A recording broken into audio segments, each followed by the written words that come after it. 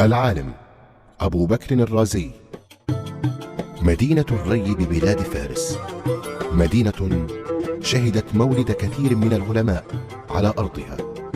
اشتهر كل من ينتسب لهذه المدينة باسم الرازي، ومن أشهر هؤلاء إن لم يكن أشهرهم جميعا أبو بكر محمد بن زكريا الرازي، الطبيب الفيلسوف.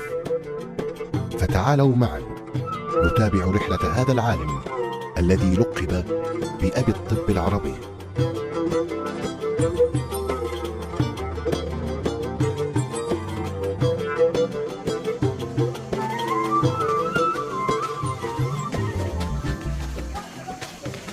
أليس هذا صديقك محمد بن زكريا؟ نعم، إنه هو. لماذا يسرع هكذا؟ إلى أين تمضي يا محمد؟ مرحبا يا زهير، ألحق بدرس الرياضيات. الرياضيات؟ ألا تدرس الفلسفة؟ أدرس الرياضيات والفلسفة والموسيقى والعلوم الشرعية مهلا، ما علاقة كل هذه العلوم ببعضها؟ العلوم كلها يا زهير متصلة ببعضها البعض، ويجب أن أدرس ما يمكنني من علم حتى أعرف أي العلوم سأنبغ فيها وأضيف إليها. انتظر لحظة، ماذا تعني بأنك ستضيف إلى العلوم؟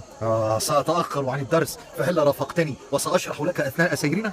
هل يمكن أن أرافق محمدا لبعض الوقت يا أبي؟ حسنا، ولكن لا تتأخر. هيا بنا. كل علم من العلوم إنما يصلنا منه ثمار جهد العلماء السابقين. كل عالم يأخذ ممن قبله ويضيف إليه من خبراته الخاصة. أفهم هذا، وأفهم أن طالب العلم يحاول الإلمام بما وصله من العلوم واستيعابها وفهمها. هذا صحيح، ولكن هذا يحدث في مرحلة طلب العلم فقط. وهل هناك مرحلة بعد ذلك؟ نعم، مرحلة تبليغ العلم، أي أن يتحول طالب العلم إلى معلم يجمع حوله طلاب العلم ويعلمهم ما وصل له من علم. ولكنني أطمح إلى ما بعد هذه المرحلة. وأي شيء أهم من أن تكون معلما؟ أن تصبح عالما تضيف إلى علم من سبقوك، بهذا تفيد البشرية أكثر. يا له من طموح كبير. وإلى أي علم تريد أن تضيف يا محمد؟ لم أحدد بعد، ولهذا فأنا أدرس كل ما يمكنني من علوم إلى أن أجد العلم المناسب لي. مهمة صعبة، وفقك الله لتحقيق ما تتمناه. أتعرف يا زهير، رغم كل هذه العلوم التي أتعلمها، إلا أنني أشعر أن هناك شيئا ما زال ينقصني، فلم أشبع من العلم رغم كل ما أدرسه. وما السبب؟ إن مدينة الري واسعة وفيها الكثير من العلماء، ولكن هناك علوم لا أجد من يعلمني إياها هنا، لذا لابد أن أسعى لأن أتعلمها. يا زهير، هيا تعال لتساعدني. يجب أن أعود إلى أبي. وأنا أيضا يجب أن ألحق بمعلمي. كان نهم أبي بكر الرازي في طلب العلم شديدا، ولذا ما إن شعر بأنه اكتفى من طلب العلم في بلدته حتى غادر الري متجها إلى مركز العلوم في ذلك الوقت، بغداد.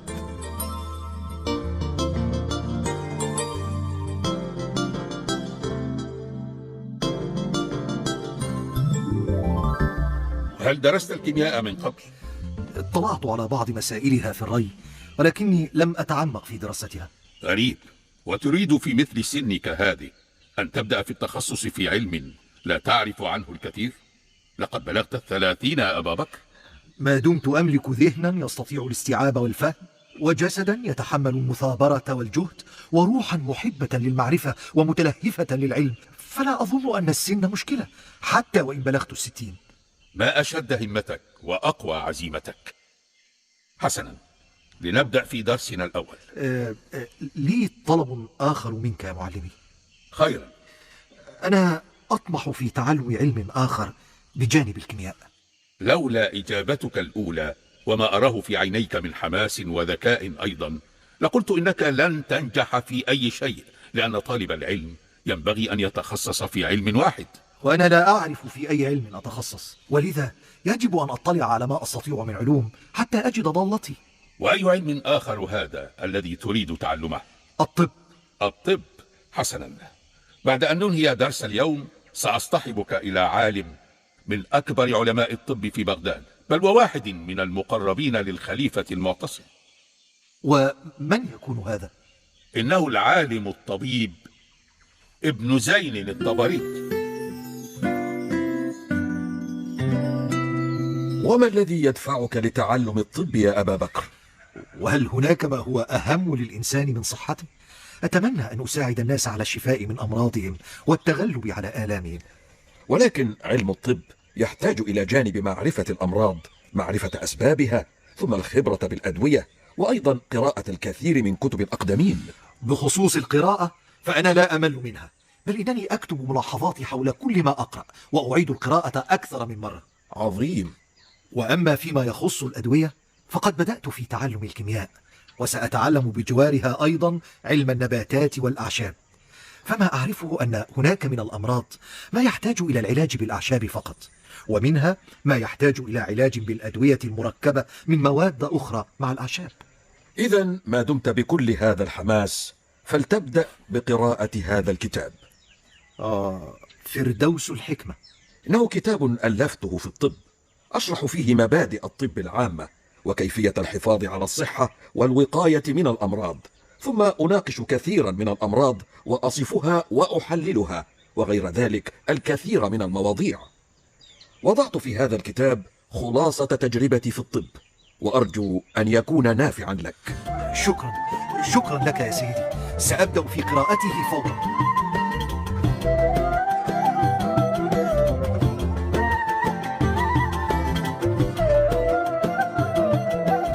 كان أبو بكر الرازي يعرف أن طريق العلم يحتاج إلى صبر وجد واجتهاد، ولذا كان كثير الاطلاع والبحث والنسخ، وكان أغلب وقته موزعا بين القراءة وإجراء التجارب وتدوين ما توصل إليه في قراءاته وتجاربه. هل أعجبتك بغداد يا زهير؟ مدينة كبيرة يا محمد، تستحق أن تكون عاصمة الخلافة. إنها تختلف كثيرا عن مدينة الري. أما أنت فلم تختلف عن محمد بن زكريا الذي ترك الري منذ سنوات. ماذا تعني؟ انظر إلى كل هذه الكتب وهذا المعمل الصغير هناك. ما زلت ناهما للعلم كعادتك. وسأظل هكذا حتى آخر يوم في عمري إن شاء الله. أطال الله في عمرك. أعذرني، كانت الرحلة طويلة وأحتاج إلى بعض الراحة قبل أن أنطلق غدا إلى السوق. هذه الغرفة مريحة، لو فتحت الشباك فستدخل نسمات من الهواء البارد تساعدك على النوم باسترخاء. حسنا، شكرا لك يا صديقي. لم يكن أبو بكر الرازي يضيع وقتا يمكنه فيه القراءة إلا واستثمره، وكان يخشى أن يفوته بسبب الراحة شيء من العلم.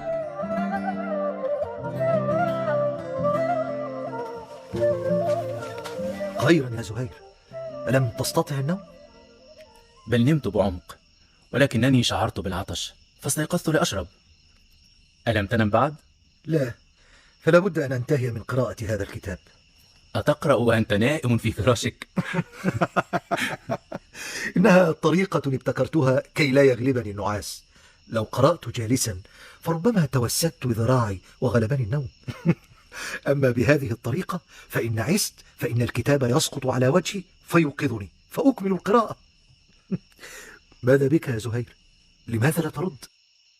أنا مندهش مما تقول يا صديقي، وأشعر قل، بماذا تشعر؟ أشعر أنني أخرتك بما فيه الكفاية. سأشرب وأعود للنوم وأتركك لقراءاتك حتى لا أضيع وقتك أكثر من ذلك. هكذا كان الرازي يقضي وقته، مستفيدا من طاقة الشباب في الاستزادة من العلم. فهل سيستفيد من كل ما قرأه من علوم؟ وترى في أي علم سيتخصص؟ منذ وصل الرازي إلى بغداد وهو يلتهم العلم التهاما، ويغوص في أعماق كل العلوم ليرضي عشقه للعلم. وكان قد عرف أخيرا في أي علم سيتخصص. ما الأمر يا أبا بكر؟ هل أنت بخير؟ نعم الحمد لله، لماذا أنت قلق يا سيدي البلخي؟ منذ مدة وأنا أشعر أنك لست على ما يرام، وكأن أمرا ما يشغلك.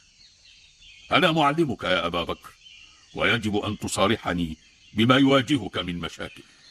سأخبرك يا سيدي. لقد فكرت كثيرا فيما أدرسه من علوم، فوجدتني أهتم بالعلوم التي لها علاقة بالطب، كعلم الكيمياء والأعشاب، وكذلك علم الفلسفة التي تدرسني إياه. أهتم به لكونه يحوي آراء الكثير من فلاسفة اليونان، والذين كانوا يتكلمون في الطب أيضا. أعرف أيضا أنك تقضي الكثير من وقتك متنقلا بين أسرة المرضى في البيمارستانات والمشافي المختلفة.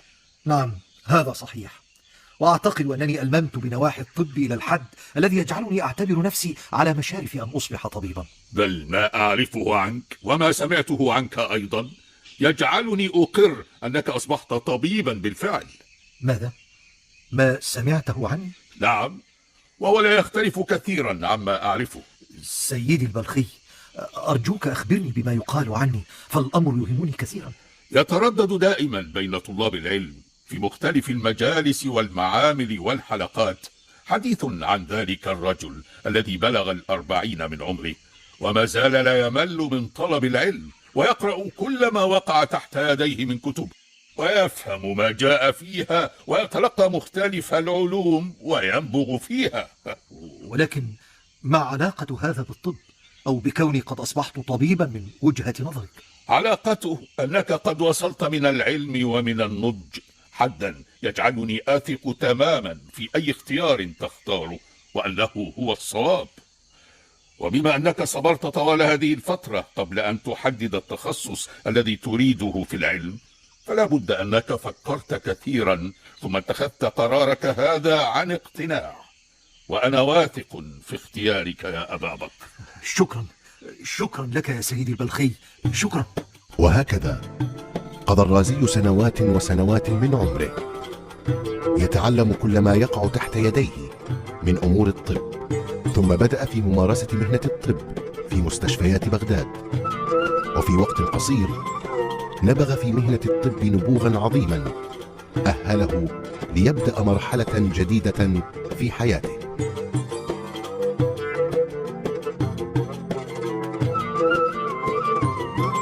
ترك أبو بكر الرازي بغداد عائدا إلى مدينته القديمة ومسقط رأسه الري.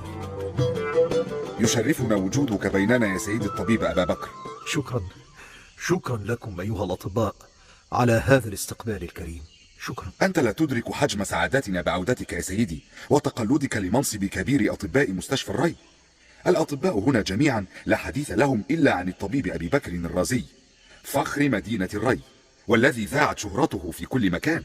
الشهرة ليست مهمة إن لم يكن وراءها فائدة حقيقية للناس، فكم من شخص اشتهر وذاع صيته ولكنه لم يقدم خدمات لمجتمعه توازي حجم شهرته، وفي المقابل كم من شخص عاش ومات لا يعرفه الكثيرون ولكنه أفاد من حوله ونفعه. ها هو درسكم الأول من كبير الأطباء. لماذا تركت سريرك أيها المريض؟ لأنني سمعت بقدوم طبيب جديد فقررت أن آتي لاستقباله. يا إلهي، ماذا ألم بك يا صديقي؟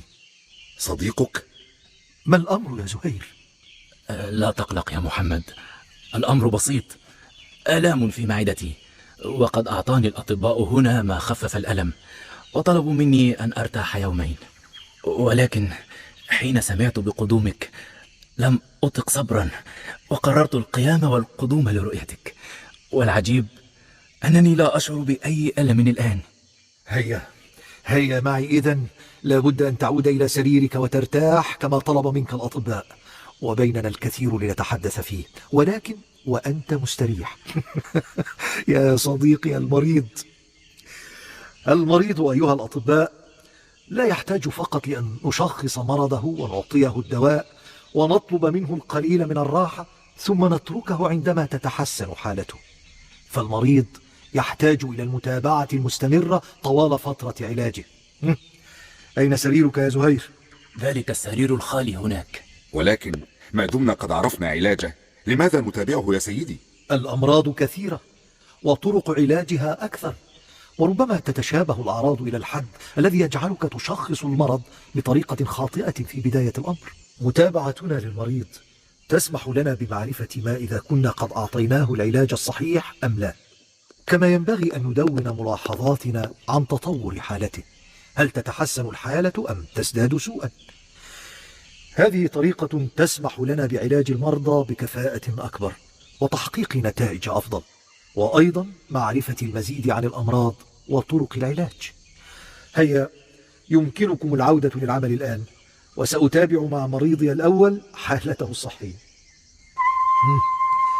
أخبرني يا زهير، ما الذي حدث لك بالضبط؟ كان أبو بكر الرازي هو أول من اهتم بدور الطبيب في متابعة حالة المريض حتى يكتب الله له الشفاء. ولم يكن هذا فقط هو ما أضافه إلى علم الطب ومهنة الطبيب، بل كانت له إسهامات أكبر. ثم عاد أبو بكر الرازي إلى بغداد بأمر من كبير الوزراء عضد الدولة ابن بويه. هل سمعت عن المستشفى العضدي؟ بالطبع يا سيدي الوزير، إنه أكبر مستشفى بني حتى اليوم. حسنا، وبما أنك أفضل طبيب سمعت عنه حتى اليوم، فقد قررت أن تتولى منصب كبير الأطباء في هذا المستشفى. شكرا لك على ثقتك يا سيدي وعلى إتاحة هذه الفرصة لي. ولكن هناك سؤال يحيرني يا أبا بكر، ولن أجد أفضل منك يجيبني عنه، لأنه سؤال يتعلق بك أنت. سل ما شئت يا سيدي. لما لم تتخصص في الطب حسب ما سمعت إلا وأنت في 40، وهو سن متأخر جدا لتبدأ التخصص في علم أو مهنة ما؟ هذا ما حدث فعلا. كما أنك اشتهرت سريعا جدا وفي وقت قصير، حتى أصبح يقال إنك أمهر طبيب عرفته الدولة، فكيف حدث هذا؟ في جملتك الأولى إجابة سؤالك يا سيدي. لا أفهم، هل لا شرحت لي؟ الحقيقة إنني لم أتخصص في الطب إلا في سن متقدمة، لأنني كنت أريد أن أجمع أكبر ما يمكنني من معلومات حول هذا العلم. فمهنة الطبيب في رأيي هي أهم مهنة على الإطلاق، فأي شيء أكثر أهمية من صحة الإنسان. صحيح. ولأنني أؤمن أن العلوم كلها تتكامل معا وتتداخل، فقد قررت أيضا أن أدرس الفلسفة والكيمياء وعلم الأعشاب، فهذه علوم لا غنى للطبيب عنها. نعم، آراء القدماء وتحضير الأدوية وما إلى ذلك، أفهمك. وعندما قررت أن أصبح طبيبا وضعت كل خبراتي التي ظللت أكونها طوال هذه السنوات في هذه المهنة. يا لك من مخلص فعلا. الآن تأكدت أنك لا تستحق أن تكون كبير أطباء المستشفى العضدي. ماذا؟ بل تستحق أن تكون كبير أطباء العالم كله. رغم تشابه أعراض المرض لديهما، إلا أن هذا مريض بالحصبة وهذا مريض بالجدري. حتى وقت قريب كان الأطباء يظنون أن المرضين إنما هما مرض واحد، حتى وفقني الله لأن أعرف الفروق بينهما. هذا لأنني أحتفظ دائما بدفتري الذي أدون فيه تفاصيل كل ما أراه وألاحظه أثناء علاج كل مريض على حدة. يمكنك إذن أن تعطينا هذه الملاحظات التي دونتها ونكتفي بقراءتها. يجب أن يدون كل طبيب خبرته في التعامل مع كل حالة يمر بها، وتحديدا تلك الحالات الخاصة، ويسجل خبرته الشخصية في التعامل معها. أما عن ملاحظاتي فسأدونها في كتبي بالطبع، وكلما انتهيت من بحث أو كتاب فسيكون بين أيديكم لتستفيدوا منه. ويجب أن تفعلوا أنتم أيضا كما أفعل، وتضعوا مؤلفات في الطب. مؤلفات؟ نعم، مؤلفات. إذا جمعت أكبر قدر من الكتب وفهمت ما فيها، فعليك أن تجعل لنفسك كتابا تدون فيه ما غفلت عن ذكره الكتب التي قرأتها، حتى يستفيد من يأتي بعدك من علمك وتأليفك. لم يكن أبو بكر الرازي مجرد طبيب، بل كان رمزا للعالم المسلم وقدوة في حياته العلمية وفي حياته الخاصة أيضا. لمع نجم الطبيب أبي بكر الرازي، وأصبح أشهر طبيب في العالم الإسلامي، وبرع في كل ما يتعلق بالطب، سواء في علاج المرضى أو تحضير الأدوية أو اكتشاف الأمراض الجديدة.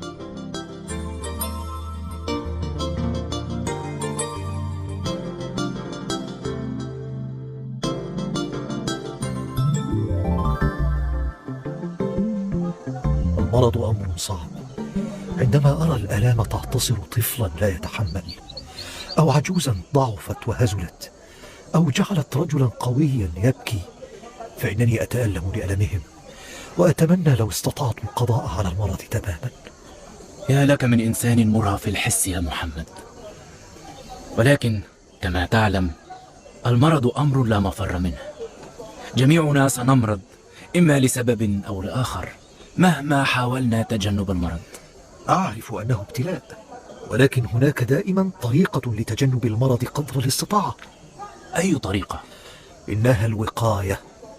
الوقاية، الابتعاد عما يمكن أن يسبب المرض من طعام ملوث أو عادات سيئة أو مخالطة للمرضى الذين يعانون من أمراض معدية.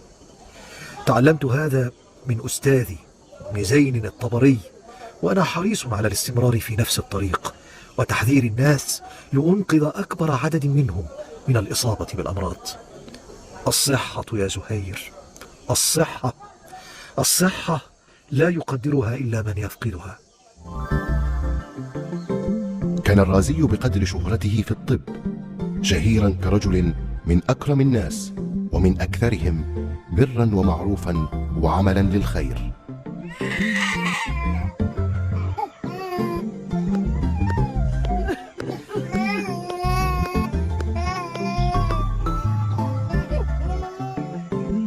إلى أين تذهبين يا سيدتي؟ سأعود إلى منزلي. فلم أعد أقوى على مصاريف العلاج هنا. ولكن كيف تخرجين وأنت ما زلت مريضة؟ طالت فترة مرضي ويبدو أنه لا أمل في شفائي.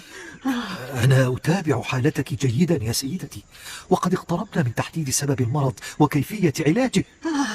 لا ترهقني يا بني، لقد قلت لك منذ البداية لا أملك مالا لأصرفه على العلاج، وقد أنفقت كل ما أملك في الفترة التي قضيتها هنا. ماذا؟ ولماذا دفعت مالا؟ ألم يخبروك أننا نستقبل النساء العجائز مجانا؟ ماذا؟ نعم. هيا عودي إلى سريرك، وسآتي حالا لأوقع الكشف اليومي عليك. بارك الله فيك يا ولدي. بارك الله فيك.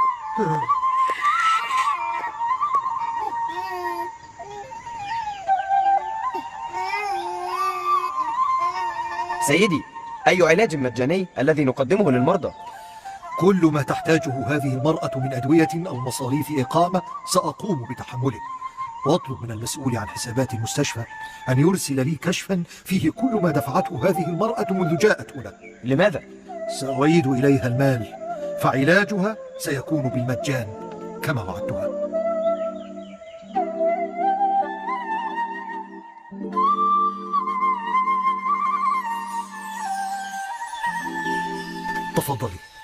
تفضلي يا سيدتي.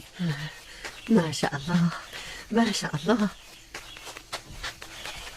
هل هذا منزلك يا بني؟ نعم يا أمي، هو منزلي. يبدو أنك واسع الثراء. هذا من فضل الله. لا بد أن نحتفل بشفائك يا سيدتي. هذا طعام قد أعده الطهاة خصيصا لهذه المناسبة، وهو طعام صحي يمكنك أن تتناولي منه ما تشائين، وأنصحك أن تكثري من الفاكهة. لماذا تصنع هذا يا ولدي؟ هذا ما يجب أن يفعله كل إنسان يجد سيدة مثلك أفنت عمرها في تربية أبنائها ثم لم تجد أحدا منهم بجوارها. سافر كل منهم إلى بلد كما أخبرتك، وشغلتهم الدنيا وألهتهم عني، ورغم ذلك فأنا لا أتمنى لهم إلا كل خير. لأنك أم عظيمة، وأتمنى أن تعتبريني مثل ابنك وتقبلي مني هذا المبلغ. ما هذا؟ كل شهر سأعطيك نفس المبلغ يومي. ولكن قبل أن تكملي أعرف ما ستقولين. لا، هذه ليست صدقة أو إحسانا، بل هناك عمل ستقومين به مقابل هذا الراتب الشهري. أي عمل؟ وهل أقوى في مثل سني هذه على القيام بأي عمل؟ إنه عمل بسيط. ستأتين إلى المستشفى مرة كل أسبوع لأقوم بتوقيع الكشف الطبي عليك ومتابعة حالتك. أتمنى ألا يكون هذا أمرا مرهقا عليك. شكرا لك يا ولدي، وجزاك الله كل خير. إذن هيا أمامنا الكثير من الطعام لنتناوله، فجسمك بعد شفائك من الله. كان أبو بكر الرازي يهتم بمرضاه كثيرا، ويبذل كل ما في وسعه لشفائهم، متبعا كل ما يعرفه من أساليب، ومجربا لأساليب جديدة، حتى لقب بأبي الطب العربي.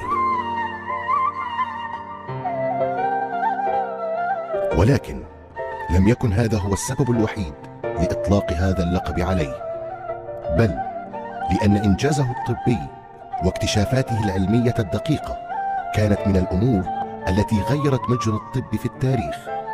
فحرصا منه على سلامة المرضى كان يجري تجاربه على الحيوانات أحيانا كالقرود مثلا، فكان يعطيها الدواء ويلاحظ تأثيره عليها، فإذا أتت بنتائج إيجابية طبقه على الإنسان. كما اهتم أبو بكر الرازي بالنواحي النفسية للمرضى، وعمل على رفع معنوياتهم وإزالة مخاوفهم كجزء من العلاج، بل كان ينجح أحيانا في علاج المرضى بهذه الطريقة فقط ودون استخدام الأدوية. لماذا تكره الحياة؟ ماذا تقول أيها الطبيب؟ أصبت بالتسمم وعالجناك من أعراضه، وأنا متأكد أن جسمك الآن خال من السموم، ولكنك ما زلت تعاني نفس الأعراض لأنك ترفض الشفاء وتتمنى الموت. يبدو أنك يائس من أمر يا أخي، فأخبرني به، اعتبرني أحد أصدقائك. كنت تاجرا ثريا، ولكنني خسرت كل أموالي حين هاجم اللصوص القافلة التي كانت تحمل بضاعة قادمة إلي، بضاعة كنت قد دفعت ثمنها مقدما. اضطررت إلى بيع منزلي لأسدد ديوني، ولم أعد أملك حتى المال اللازم لشراء طعام. تكلم يا أخي، لا تخفي شيئا عني، كل ما تقوله يمكن أن يساهم في علاجك. الطعام الذي جاء بي للمستشفى هو طعام تناولته من قمامة ألقاها مطعم. كنت جائعا ولم أنتبه للأمر. ما حدث جعلني أفقد الأمل في الحياة. أنت بهذا تفقد الأمل بالله عز وجل. أستغفر الله العظيم، أستغفر الله العظيم. إذا شفيت بإذن الله فلك عندي مفاجأة كبرى. أي مفاجأة؟ سأقرضك مبلغا كبيرا من المال لتبدأ به تجارتك مرة أخرى، وسأصبر عليك سنة كاملة، ولكن يجب أن تنتبه لتجارتك حتى تتمكن من رد المبلغ إلي، وحتى تنتبه لتجارتك يجب أن تنتبه لصحتك، ويجب أولا أن تتماثل الآن للشفاء. شكرا أيها الطبيب. أتعرف، أشعر أنني أفضل حالا بعد الكلام معك هذه الفترة القصيرة. ما زالت الآلام تهاجمني، ولكنني أكثر قدرة على تحملها، وستصبح قادرا على التغلب عليها بإذن الله.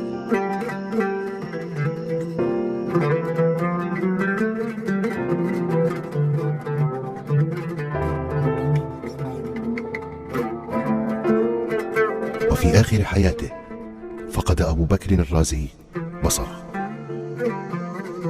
عالجت الكثير من الناس، ولا تجد من يعالجك الآن يا أبا بكر. أنا لا يحزنني فقد بصري، فقد وهبته لخدمة العلم ونفع الناس. أوصيكم بكتابي الحاوي، فإنما سميته بهذا الاسم لأنه يحوي خلاصة خبراتي في الطب.